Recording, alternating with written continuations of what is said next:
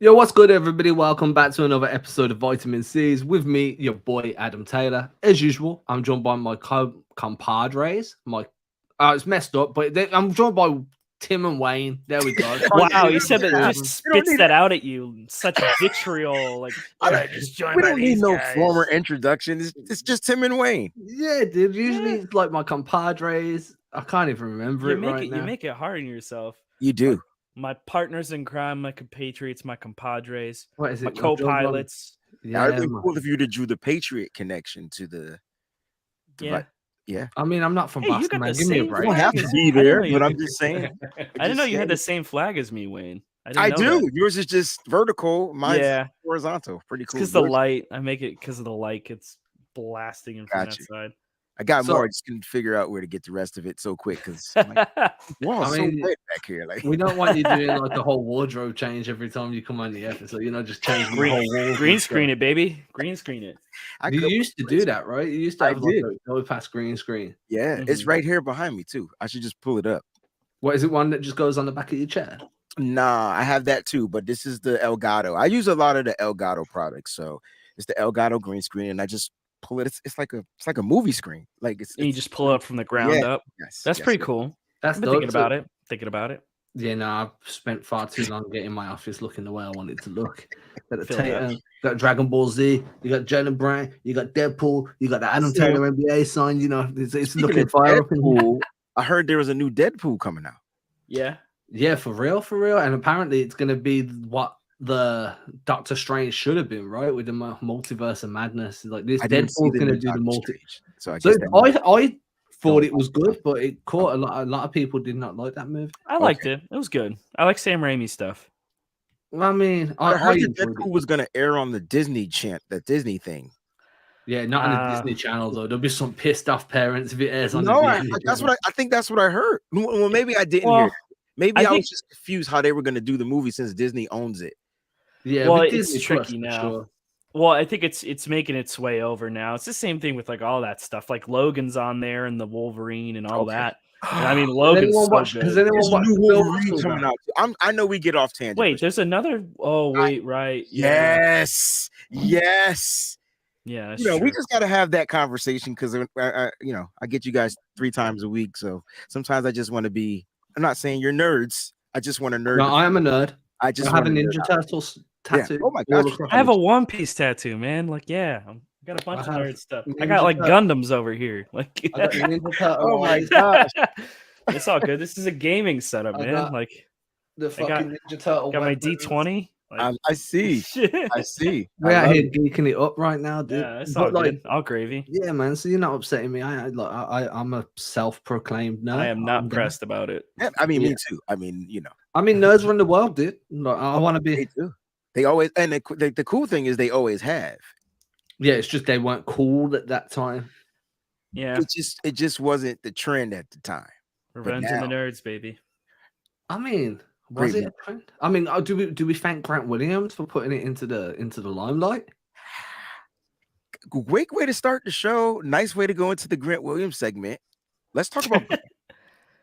I mean, there wasn't a Grant Williams segment, but we could do a Grant Williams segment. We want to talk about Grant. Because the last time we were on here, we were talking about Grant and how he wasn't worth the 20 million. And then there's a game where he just wasn't even worth 2 million.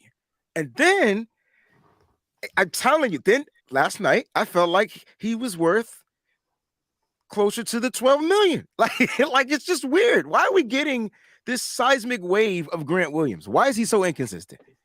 because he's young. I think it's Ah. money too. I think he's got it in the back of his mind. There's a reason why these think pieces keep coming up, right? Like those conversations got to be going on behind closed doors too. So I don't know. Maybe he's just worried about that payday. I think 16 to 18 is realistic, and I think that's ultimately where he's going to fall. I think 16 is like a comfortable number for me, at least. Yeah, I mean, I'm down with 16, man. The way I don't mind paying a little bit over the odds to keep the core together anyway. sir. Yes, So I'm just like, yo, 16 is fine. But like 20, like slow your roll, okay? Like, yeah, what, dude. what Like, are come we on. doing here? I want to be a millionaire too, man, but you don't see me go sending out like pitches when someone's like, hey, what's your price per article? And I'm like 50 grand. It just I got doesn't you. happen. Like, you know, they're gonna be like, "Wait, no," and I'm gonna be like, "Okay, then I'm not." He good needs a enough." Catan endorsement. He needs I like a don't even. Sellers a Catan endorsement. That'd be amazing. Yeah, but that's not gonna pay enough, dude. That might. It might. We'll He see. needs an endorsement. That I don't know what type of an endorsement he can get. I tell you what, this is what you get from Grant Hill. I mean, I did it again. Grant Williams. Why do I call Grant Williams Grant Hill? There should be only one Because Grant. you want to call him Grant Will, and then it turns Grant to Grant Hill in your Will. brain.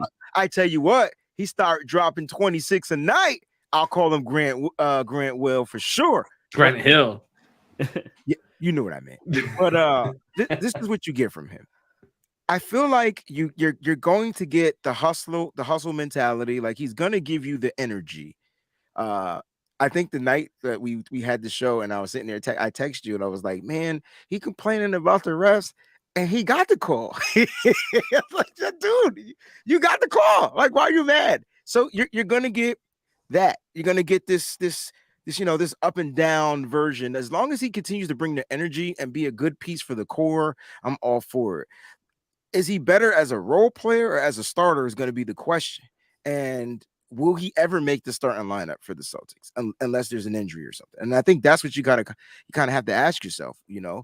He can start if there's an injury, and but I see he seems to play better when people are yelling at him, like telling him what to do. Shoot the ball, and he shoots it like and it goes in. It's like, dude, just be who you are. It's my message to Grant Will. I think Be that. true. I think be true to you. Be true to you. Hey, endorsement for Grant Will. Be true to you. Whoever has that. Yeah, that's definitely a brand slogan. It is. I just can't think of who has that mantra. No, me. Someone should Google that. But I think that with Grant, if you pay him say 14 to 18 mil, you're probably not getting a return on investment in year one. It's going to be when Al Horford has to go to the bench permanently because of his age and he loses a step. And then Grant's that guy that steps in, right? And then now you start getting a bit more return on investment. He's getting starters minutes. He's in more of a rhythm straight from the get-go in the game. Mm-hmm. I think you can start seeing a return on investment there. And like I said, if you lose $2 million a season in an overpay, like he gives you, say you pay him 16 mil, he's playing like a 14 mil guy. Who cares? You kept him on the team. You kept the core together. You're most likely succeeding as long as you keep Jaylen Brown next summer. So I'm cool with that. But I think there is a line where you need to be like, dude, we do want to keep everyone together, but you're asking too much. You're not as good as what the contract you're asking for is. And now we have Mike Muscala that can do a lot of what you can do. So, and he's going to stick around for 5-6 mil. We got to talk about his shoes, bro. What was going on with those, man?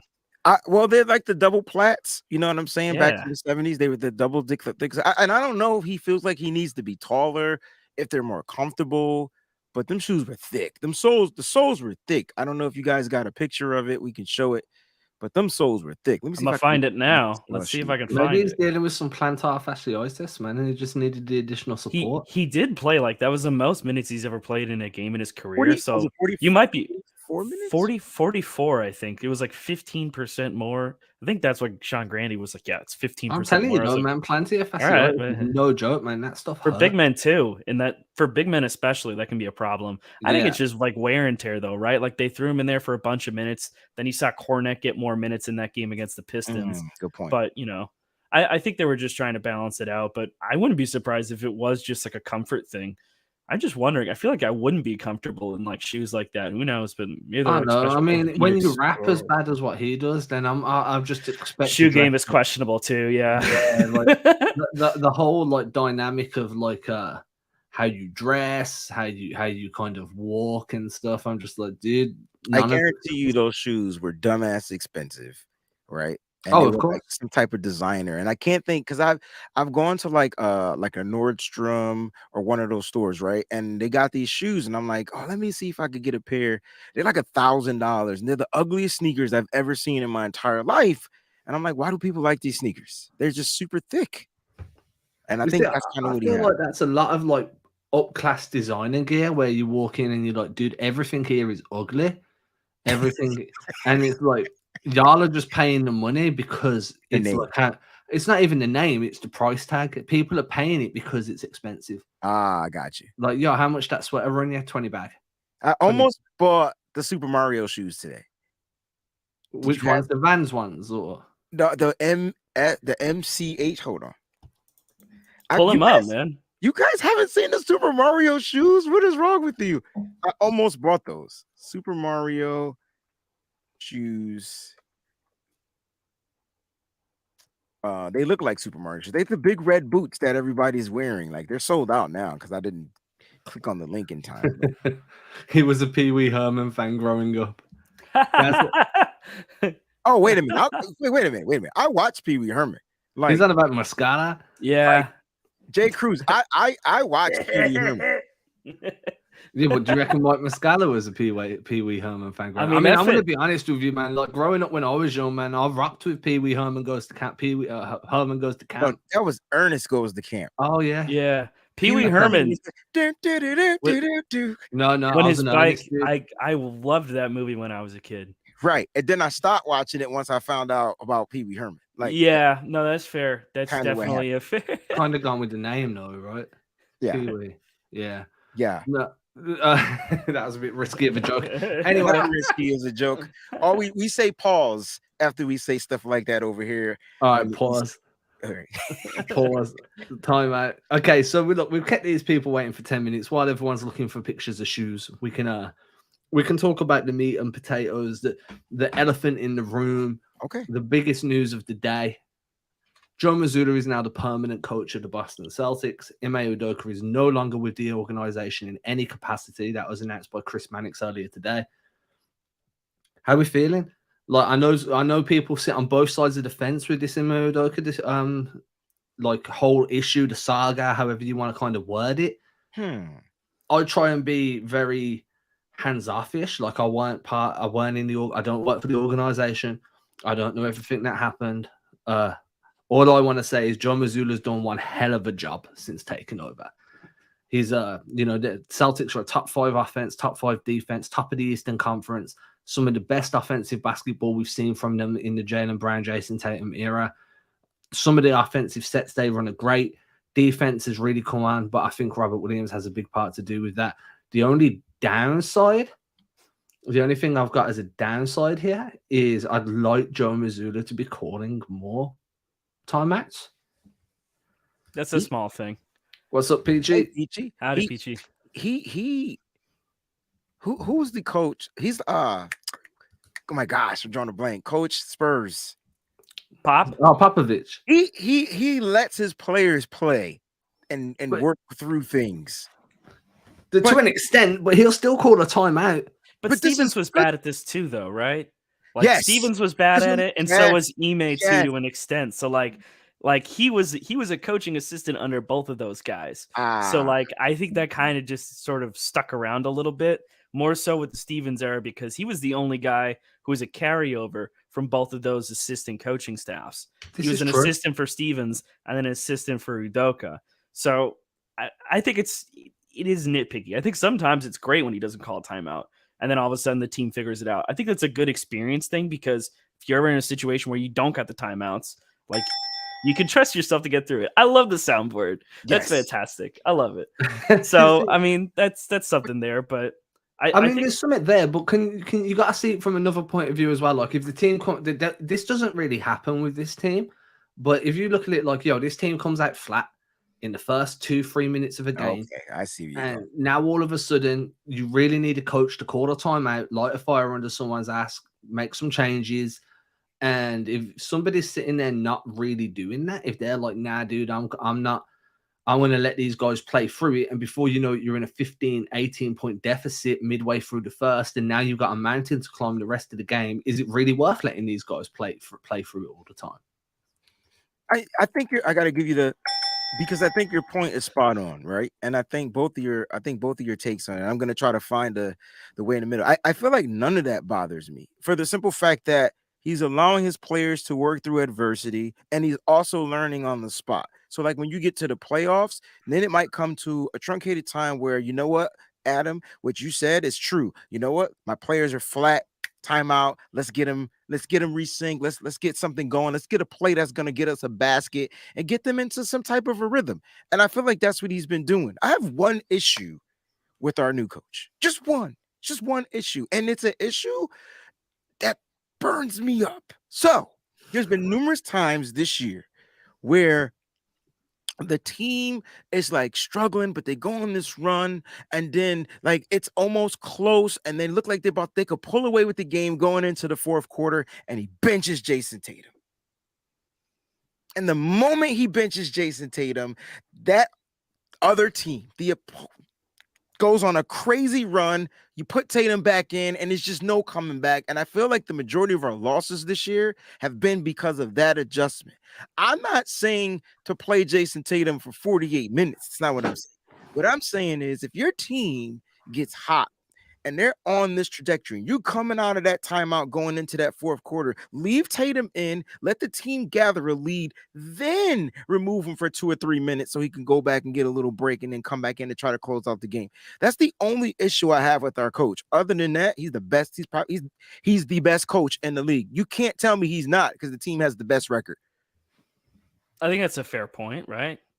Tatum playing way too. Yeah, and I think that's also fair too. Like, I think that's a really big concern for a lot of people. And I think that's kind of the whole argument behind trying to go out and find some kind of wing in the market, whether it be a guy like Will Barton, somebody to just eat some of these minutes so you at least can try and get Jalen and Jason off the floor a little bit more. The problem is when you take Jason off the floor, when it's just the bench guys, like Jason plus the bench, Jason plus the boys, like basically works out pretty well sometimes. But then you throw Brown in those situations, like it's tough. Like you can't keep it afloat sometimes when you just have Jalen out there with bench rotation players. So I think they've got some figuring out to do there with some of the rotations or how they're running the offense when Tatum's not out there.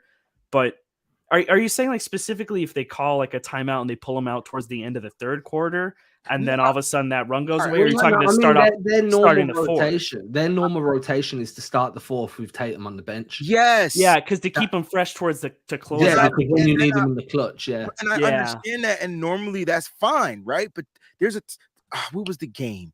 It was like I know which one you're talking about. Like I can feel it. I don't know what game it was, but I can feel it in my soul. Was it Philly? We beat Philly. We lost to Philly. No, we beat Philly. We beat Philly. That was an underman game as well. That was without Brown because he got hurt and didn't play second half. We recently lost Phoenix. To. No, was it Phoenix? Phoenix beat Phoenix. They were up on Phoenix game. And we were struggling, and we had this crazy run in the third, and I think we were down by 1 going into the fourth. But we had that run because Tatum was on the court.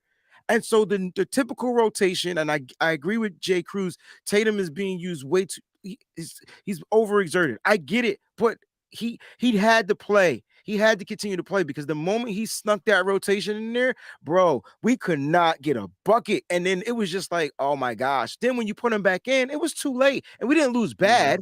We just couldn't gather the momentum. And I mean, that's his death. He did it 3 times this year so far. I can't call him, but 3 times.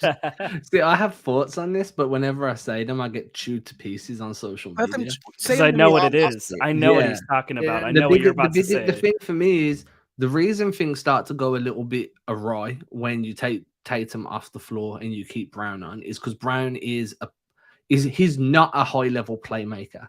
Correct. He's not a high level facilitator. So instead of continuing to run similar actions with Brown in place of Tatum, you need to start running more through the guards on that second unit with Tatum sitting. And then you can start running some guard-to-guard actions, have Jaylen Brown operate as a screener in similar ways as Tatum, look for Brown to screen off-ball screening actions for Brown to cut down 45 hidden stuff. And then you can start looking for ways to build up on Brown's impact there. I think that when you're asking Brown to kind of replicate what you asked Tatum to do in terms of create on the ball, be able to beat guys off the dribble, and just be this guy that can attack traps and can set other guys up. It's just not really Brown's game. So you do, and that's one of the reasons you went out and got Brogdon, right? You've got Brogdon, you've got Derek White, 2 guys that are usually, when the team's healthy, going to be off that bench and in that second unit when Tatum's sitting, that can break guys down off the dribble, that can create for others. And then you can start looking for Brown in scoring actions, asking him to be that mid-range catch and shoot guy, that pull-up guy off the dribble. Okay. But I do agree. I do think that when Tatum sits during a game where you've got a slight lead and it's still kind of touch and go whether you can maintain it, maybe you do need to adjust your rotations and keep Tatum in early in the hope that you can build enough distance that then you can start looking for some garbage time minutes. So you're not saying, Tatum, you're going to play all of the fourth, right? That's not what you're asking. No. It was just that. You're saying, I want you to play early. Right? So it's like a momentum moment. It's like, dude, yo, we just came back being down and we got the momentum. We kicked the timeout, the TV timeout going into the fourth. Keep Tatum in there to keep that momentum going. Go up by 5, 6, or 7. Take Tatum out. Let him rest for 2 minutes. And then Tatum could come back in and close out. I mean, he's kind of, if he has to. If he has to. And I agree with that, because I mean, ultimately at the end of the day, I would prefer them to be up by a bunch, as everyone would prefer for their team to be up by a ton of points. But like with enough points that you can give them a solid last 6 minutes of the game out of the play, and just sitting on the bench, getting some breathers. That's how you're going to keep these guys fresh. And I tend to agree with this, Ben, because this is why Tatum is in the MVP conversation, right?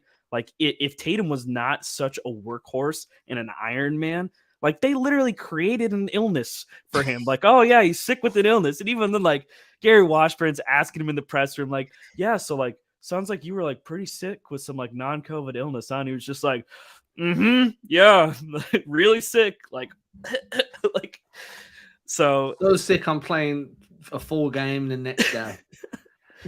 I want to give Ben a shout out as well. Ben from the Celtics Reddit podcast, now known as First to the Floor, all the way from Australia, showing some love. Yo, so I don't know if you've got anything on that soundboard for when people show love, Wayne, but I do the let's go. There we go, Ben. We've also got Jay Cruz. I think Brad should have gone for a wing instead of Muscala, and the Jays need less time. Now, I think that this is fair, but I also think that Brad kind of left things open-ended for the buyout market for this reason, right? Like, he moved on from Noah Vonleh in January, traded Noah Vonleh, created an open roster spot. Then when he trades for Muscala, he trades Justin Jackson. So you're basically still keeping that, you're protecting that open spot from Vonleh by trading Jackson in that deal for Muscala.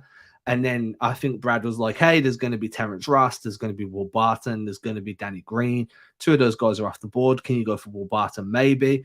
There's also a few other dudes that are available that you could try. If not, you can always look at Maine, because Maine have got some guys that are balling out right now. Semantic is playing quite well. Denzel Valentine's playing well. I get Valentine's more of a guard, though. But it still has options available. And then we've got White, Brown, and Griffin are good together from Jay Cruz too. I love that. Sorry, White, Brogdon, and Griffin are good together. Sorry, I speed read that. Yeah, I mean, I don't think I can argue there at all. I like that little trio. I don't think it's a trio that you're going to feel very confident if they're playing significant minutes in the playoffs together. In terms of, like, I don't know, you don't have Tatum for 2 or 3 games, and this is the trio that you were like, hey, well, we've got these guys. But in terms of like impactful role players, like, I'm down. And Jay Cruz, I get that, but Muscala probably isn't in the playoff roster. We really need a wing. My counter argument to that, my counterpoint is, what wing could they have gotten that would have been part of the playoff roster? Who would have been bumped down in the rotation or leapfrogged in the rotation? And then what would the trade have been to get that person? Because like I understand it, because like I really wanted them to go out and get a wing. And I think maybe a guy that I would have looked at would have been Torrey Craig if Phoenix didn't end up pulling off that KD deal, because the money made sense. He fits in the trade exception.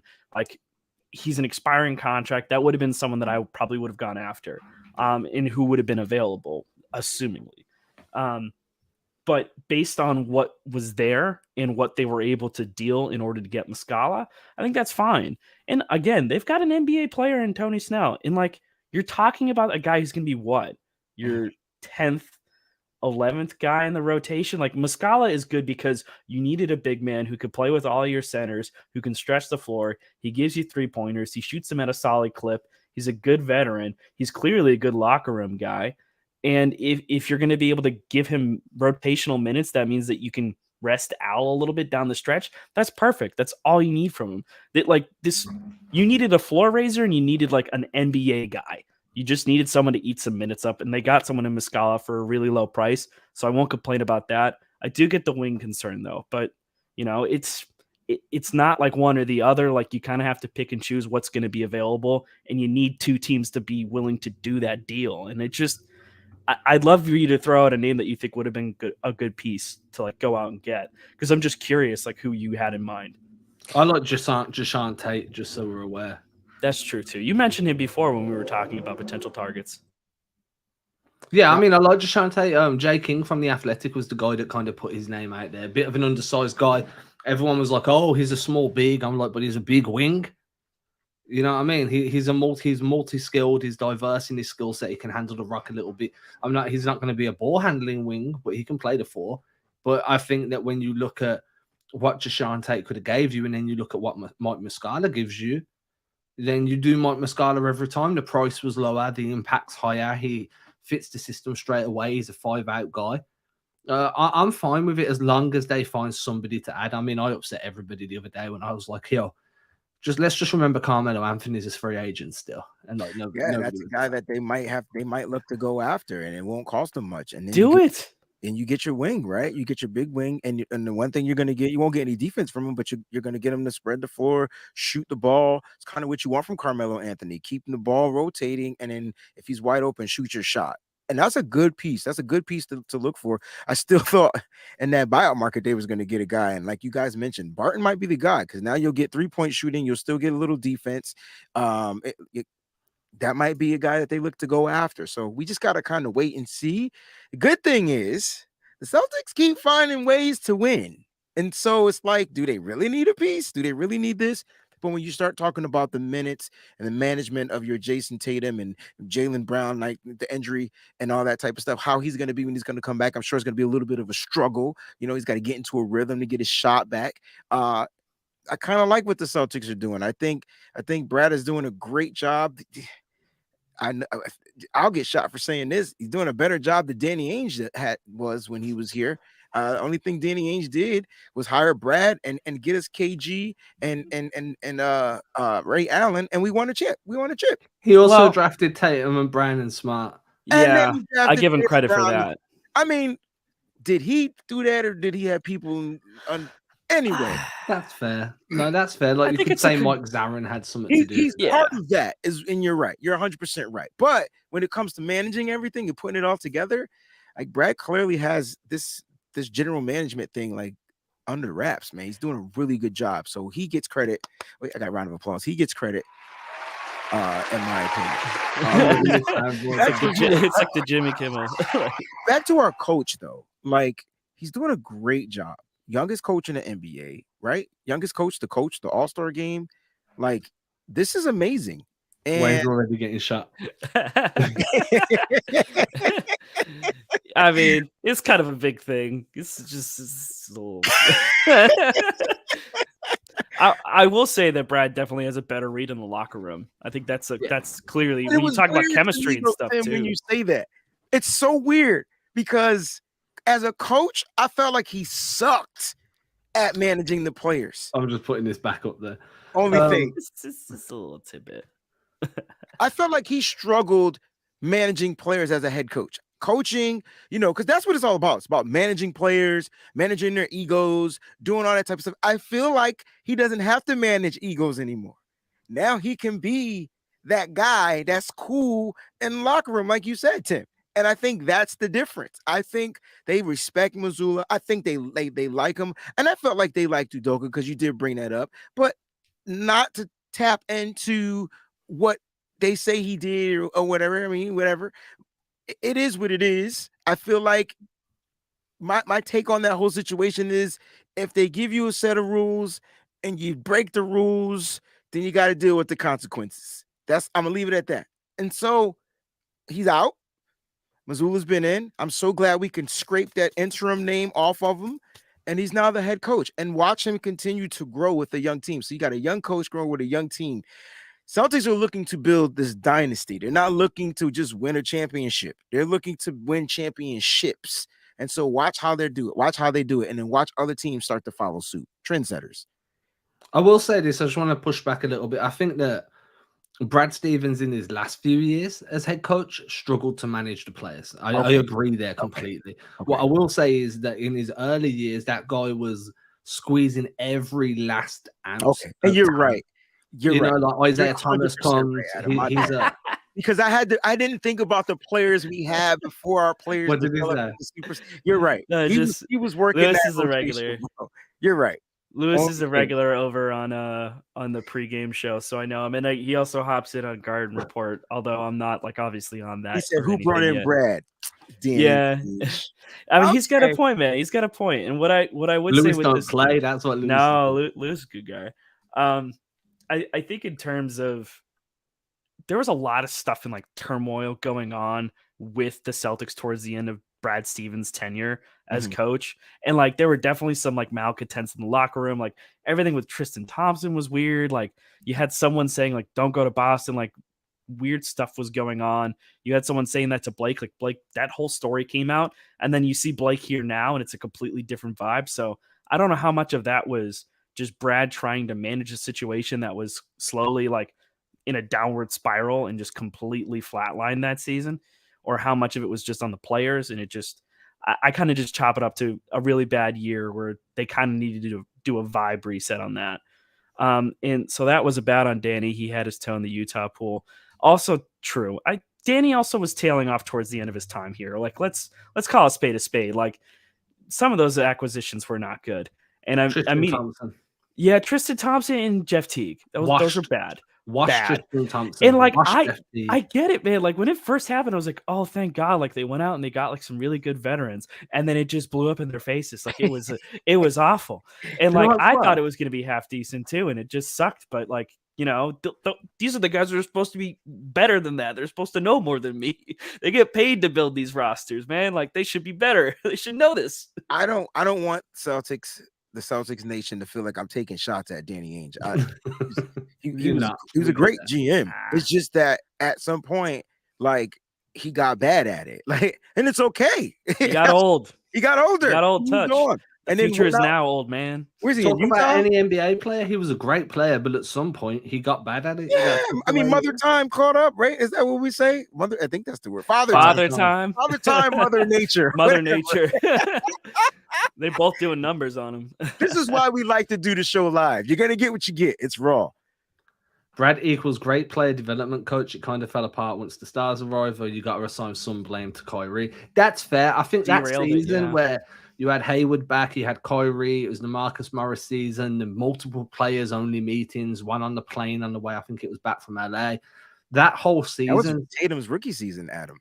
Was that Tatum's rookie season? Yes, it was. It was the year after. It was the year after because Tatum. Year two was the whole thing with Kyrie where everything was a meltdown. Oh yeah, the meltdown was year two, but the first year Kyrie got here was Tatum's rookie season because it was supposed to be Tatum and Hayward's team. Remember, they drafted. I mean, it's supposed to be Kyrie and Hayward's team. Yep, that was how it meant to Tatum. Hayward gets hurt. Tatum comes in and he's just everybody's like, oh snap! Like who is this? And that's when Kyrie started. Remember that we got to the playoffs, and then Kyrie just took a day off. We just had one great game, and then just. You're talking. Yeah, that's year two. Yeah, that's year two. The Bucks when and that's the one where it goes bad, right? Because in year one, Hayward gets injured. Tatum has a bigger role. Brown plays well. Rozier becomes scary Terry. Yeah. Everybody comes into year two, and now people's noses are being disjointed because there's star talent there. Terry Rozier wants a bigger role, and then all of a sudden you're like, man, that's where, as Ben said, like Brad that's to me where Brad started losing the locker room, and things just never really got back on track for him because as Ben said, like, and I think once you show that you're not capable of dealing with those star personalities, your up and coming players are going to lose that little bit of respect for you. And Jay Cruz hits on this. Those two number 14 picks were bad. Yeah, I tend to agree with that. I mean, I refuse to acknowledge anyone saying Romeo Langford was a bad pick. Well, no, I'm thinking James Young. James Young was what, number 14, number 12? Terrible, I think. Bro. That was Is a bad James one. Jones- I'm joking. I But told you before, right? Like his camp reached out to me a few weeks back or a few months back. What's he doing these days? Like he's playing. Genuinely asking. He was trying to make like a comeback to you. He's been playing in Europe, like Israel and stuff. okay. And they're like, "Hey, would you be interested in an interview with James Young?" And I'm like, "I guess." I feel like with Langford, they thought they were going to get that wing, and he couldn't get healthy. Remember? Langford, Yeah, like that he's was got tough. yeah. Well, Whereas- and I'm happy to see Neesmith doing well too. That's yeah, what's up. Yabu. Remember Yabu? Oh my gosh, yes. And Lewis, Sadiq Bey and Bain. So, like, Desmond Bain is a tough one. And this is one you can blame on Danny for two different reasons. Because it was the Enes Kanter contract that they had to unload in order to, like, they ended up dumping him to Memphis and was part of that package with that pick. And then they just went out and they re-signed him anyway for like money. So like that drove me crazy because I was like, dude, like, and then we ended up trading him again. And I was like, guys, like, what are we doing? We're just dumping picks to get rid of the. So we got Louis Yamadar. So I got Yamadar sighting today. Oh man. So Yamadar's playing over in Serbia for Partizan, and he's playing under the best European coach, arguably of all time, in Obradovic. I say Obradovic, but other people say Obradovic. Incredible coach. He's just not ready yet. I think he's still not ready physically. His shot selection still a bit poor. I think that he still needs to work on his ability to create space off the dribble through contact. I honestly don't know whether he's ever going to be ready to play for the Celtics. Now, that's not ready for the NBA, but the bar set so high right now with the talent on the Celtics, especially at the guard position, that I don't see Yamadar cracking that anytime soon. Age, I'd have to Google it. Can someone have a look at that? We've got Jay Cruz saying that Langford draft was too good. Shake my head. It was a really deep year. Really deep year. So another thing I kind of want to just switch it over here once Tim's got the age for Madara. Go on. He's 22 years old. I was trying to see when his birthday was exactly, but he was born in 2000, which, gotta be honest, freaks me out a little bit. He'll be 23 in December, so he's still pretty young, 6'3". So I mean, it's interesting. We'll Juwan see. is ready athletically, yeah. Body like composition, definitely. Control. Skill set, arguably, but I just think he's still a year or two away in terms of skill set, man.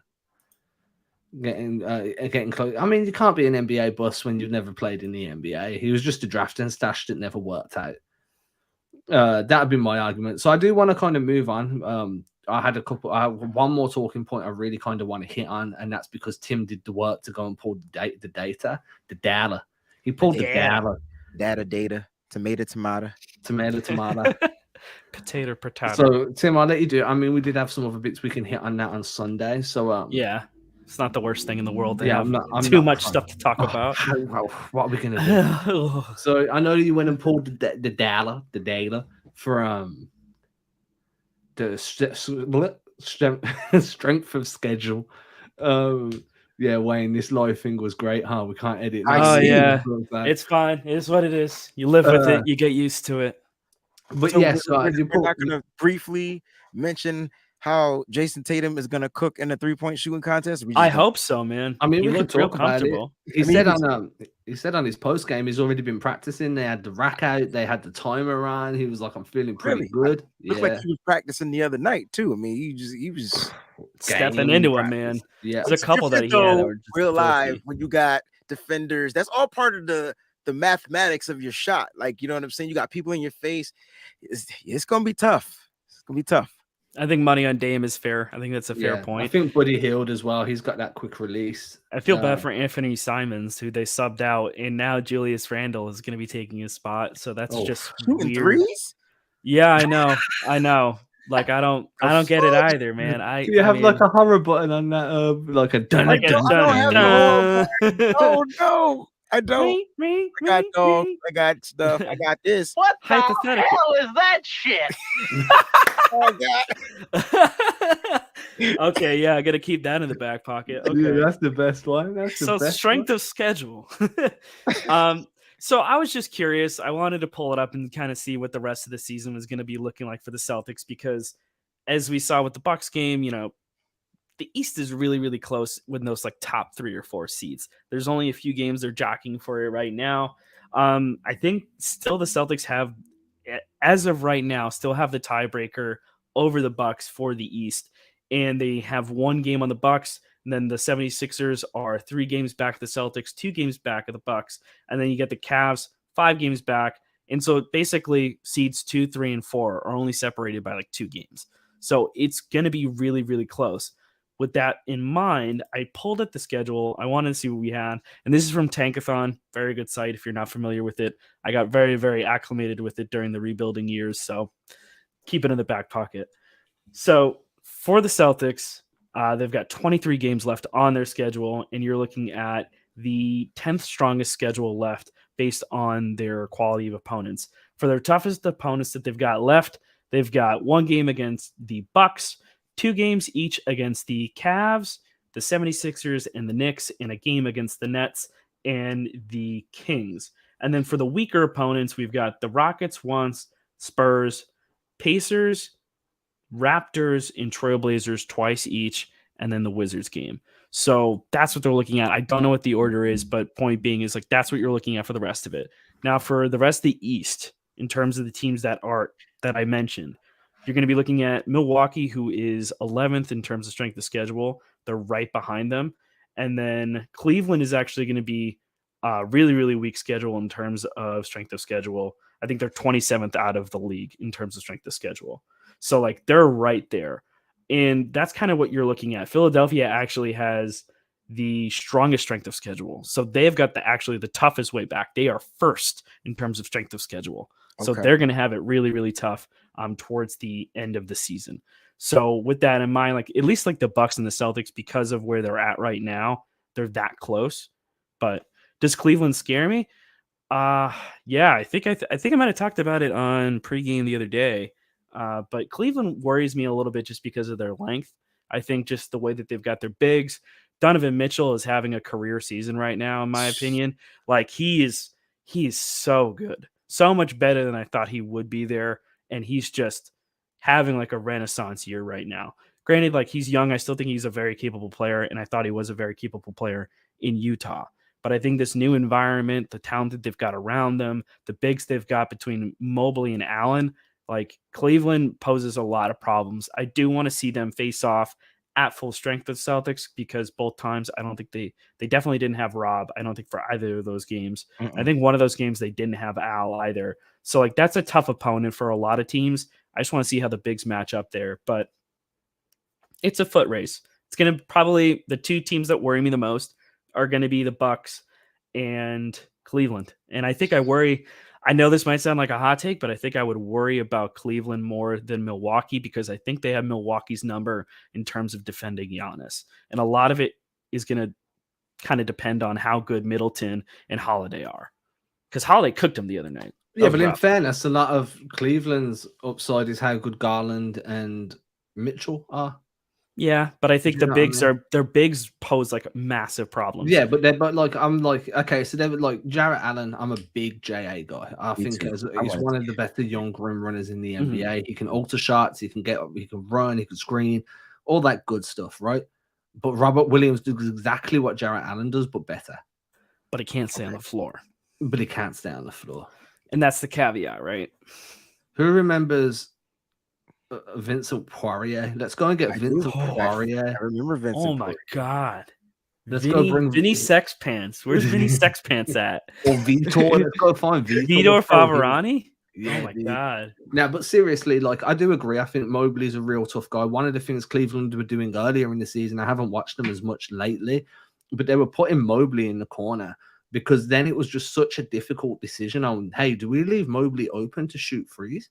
Or do we have a guy on Mobley, which means it's going to be a big man because Mobley only has to take a step or 2 in and then go into a post, and then he can get a post entry pass or a punch action.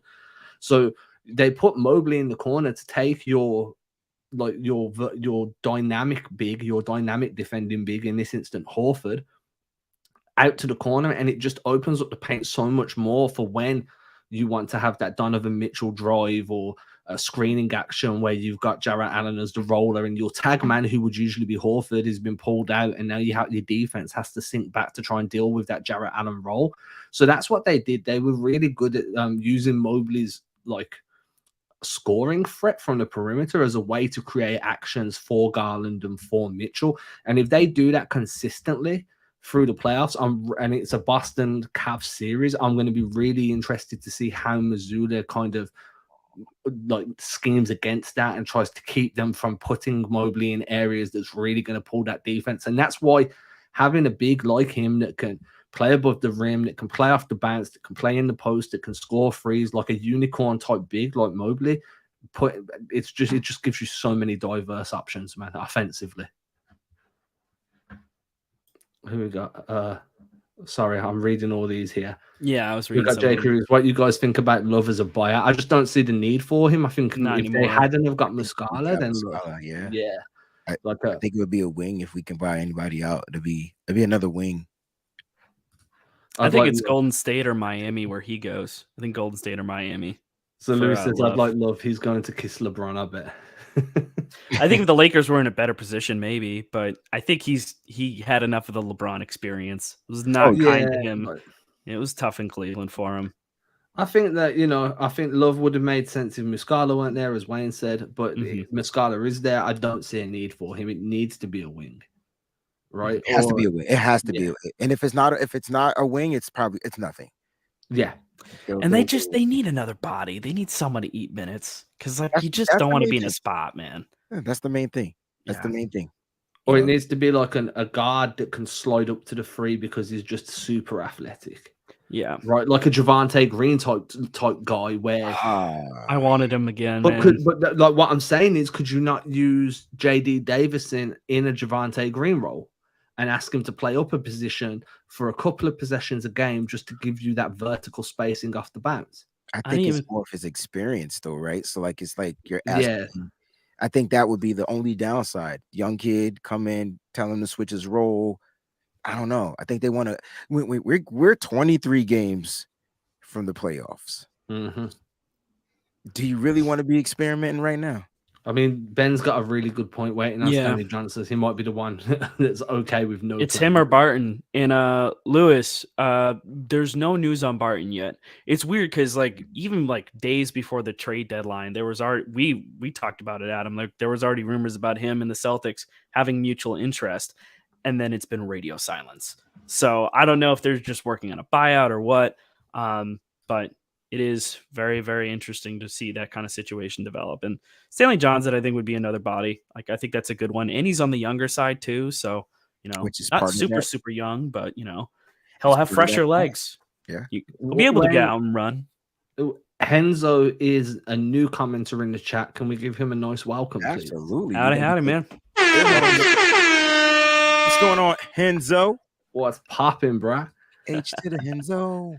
Snell too. Snell's not a bad one either. Yeah, I mean, okay, so this is more satire, what I'm about to say. I'm joking, so please don't take what I'm about to say and run with it in terms of coming at me on social media or paying someone to aggregate it to make me look worse than what I already do.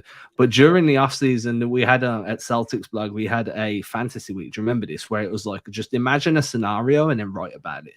And I'd done a piece that was Russell Westbrook gets bought out from LA, joins Boston as a way to stick it to the Lakers fans, and ends up playing out of position and dominating as a big, just because it's Russell Westbrook. Do you remember it? It was a really fun piece. It was completely ridiculous.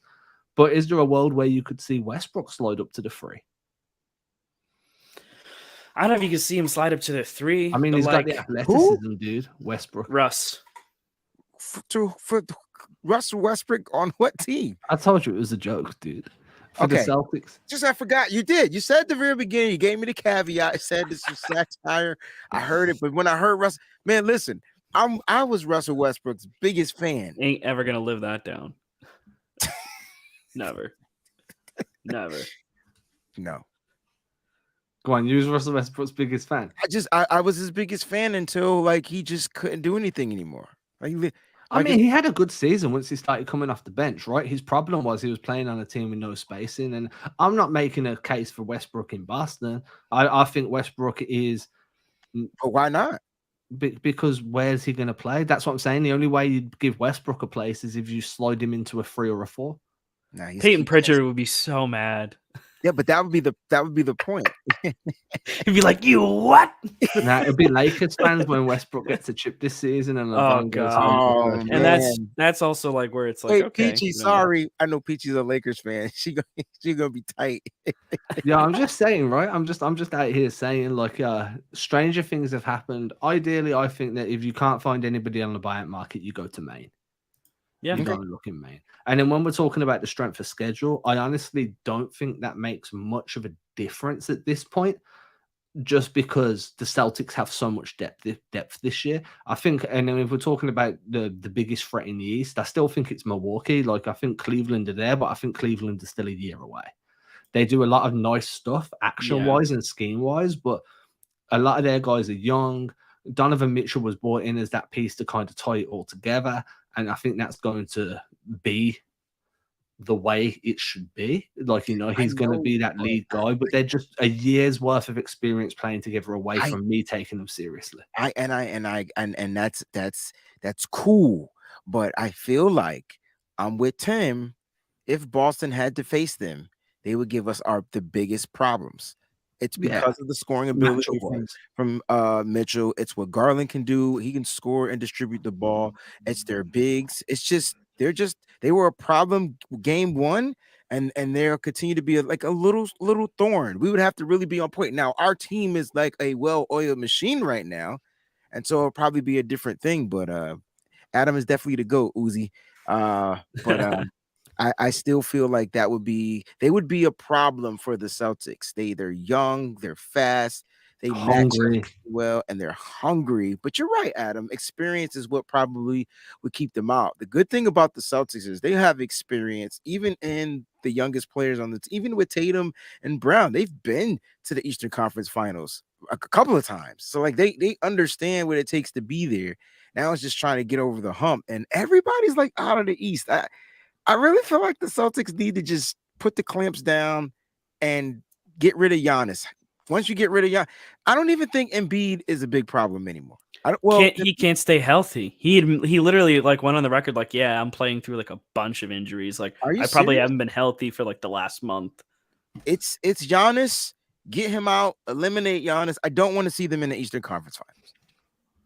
Yeah, I mean, they're cheaters. They're cheaters. I don't give a what they say. That's all they do is cheat. All he does is sprint.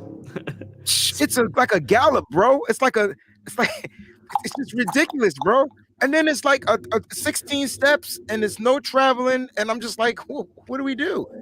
The thing is, Milwaukee, in my opinion, are just a little bit deeper, like in terms of experienced guys. You know, like when you look at it, Chris Middleton's experienced. He can hit big shots. Like he's got a history of hitting big shots. Then you go over to like you know, Drew Holiday is a big time guy. He's mega experienced, hungry as hell, won a championship. Bobby Portis is there. He's been around the league a hot minute. He's that enforcer guy. Brook Lopez is one of the best, if not the best defensive big in the NBA this season. But you could get him into foul trouble, and you could get in his head. I like that. You could. And I do think, I will go back saying, like, look, I do think that, you know, the way Cleveland set things up and the schemes they've run give you more problems than what Milwaukee do. Milwaukee's problem is, how do we stop Giannis? More importantly, how do we stop Giannis without leaving Chris Middleton and Drew Holiday open? That's the bigger question, right? Like, we can build a wall, we can get in front of Giannis, but once that kick out comes, can we scramble quick enough? Are we going to have somebody on the perimeter that can sink down towards a shooter or sprint up and actually impact the shot? Because it's one thing getting there before the ball's released. It's a completely different thing actually impacting the release time of the shot. And if you're referring to the last game, Adam, I mean, there were plenty of players missing. But still, I mean, the fact that they pushed them to where they were. How you defend Milwaukee in general. Uzi, I just want to shout out, say, yo, appreciate you, bro. Always showing love. He's one of the OGs. Him and Landon. I ain't seen Landon in here yet, but he's an OG too. Yeah, I'm sure Landon's probably just got stuff going on. Otherwise, Landon'd be in here. He'll be on the Lion's next show. always in here. Oh, for But sure. yeah, I like I say, man, I just think that Milwaukee, like they're two different teams, but Okay. I think that Cleveland are more likely to feel the pressure deep in the playoffs than what That makes Milwaukee are. Because Milwaukee is the more experienced team. See, that makes sense. And I think that plays a huge part when you're in a conference finals, not when you're in a second round. If Boston get Cleveland in I'd much rather face Cleveland in a conference finals than I would face them in a first or a second round, because they're going to be fearless in a first or a second round. The weight of expectations in a conference finals with the whole what they're experience. I mean, look what happened in the finals, man. Like that's you. And I agree with this, Justin, too. I think specifically with the Celtics, like experience is important. I think it's what cost them the finals. Like it's composure. And it's a young Cleveland team. I don't think this year's their year, but like they're still, the way that I would put them is that they're still going to be a pain in the ass for somebody. I just don't want it to have to be the Celtics, and there's an entire world of possibility that might happen. So just prepare yourselves mentally, because Donovan Mitchell's going to do some stuff in the clutch that's going to make one. Right now, if you look at the records, who's that last? I know it's going to be a play-in thing, but who are the last two teams? Let me pull up the standings and have a look right now. Have you got like a I've got it up. So for 7 and 8 right now, it's the Heat and then the Hawks, and then those last two play-in spots are the Raps and the Wizards. So the Raptors are interesting. Heat. Yeah, it'll probably be the Raps and the Heat. I'd be very surprised if the Hawks made it out of there. You know who surprised me on a completely not Eastern Conference related note that I looked at the other day and it really surprised me? I just said they're annoying. They're annoying. They're very well coached. They're experienced, but they're on the older side, and some of their key guys are a little out of shape. But the Pelicans are interesting to me in the West, because I thought that they were doing so much better, and now they're only one game over 500. Like they had it rough. They're 4-6 in their last 10 games. They have been playing really, really rough, and they've been bad away from home. 11-17 on the season, I think, from home. So actually, no, it's 10-19. 10-19 on the road. It's gross. Not good. I don't know if you guys got anything else. Nah, I was literally I was waiting to see if anyone spoke before I wrapped it up. No, you're gonna. Who's got Brad will find a way to sign and trade Grant for Mikal Bridges in the outstanding. I wish, man. I'm surprised Brooklyn didn't take one of those deals where they got offered 4 picks, but really 10 minutes ago I joked about having Westbrook slide up to the 3 or 4, and then Ben said that would actually be the strangest thing that ever happened, and I'd like to argue that a sign and trade might have one up to it right there. I like it though, man. That's the type of thinking that I enjoy, man. Right, we've been running for about an hour. If you've enjoyed the show and you're not new here, please hit that subscribe button. If you're a regular here, we appreciate you. We're going to be going live. Instead of recording and uploading, we're going to be going live a lot more. Wayne kind of gave us the plug here, and then he's got the sound. He's got the soundboard going as well. So I'm in love with the soundboard. And I'll make sure we cater the sound to some sounds. I'll get some. If you got some Celtic sound bites, send them to me. I'll upload them to the thing. We'll want some Tommy ones. I want to get the Tommy yell. Yeah, send me the MP3, and I'll go ahead. And we need Mike as well. Got it. Yeah. Let's get it rocking. This was fun. This was fun. And shout out to everybody out there that watched the live show. We truly appreciate each and every one of you. Yeah, everybody. Absolutely. Peace. Cheers.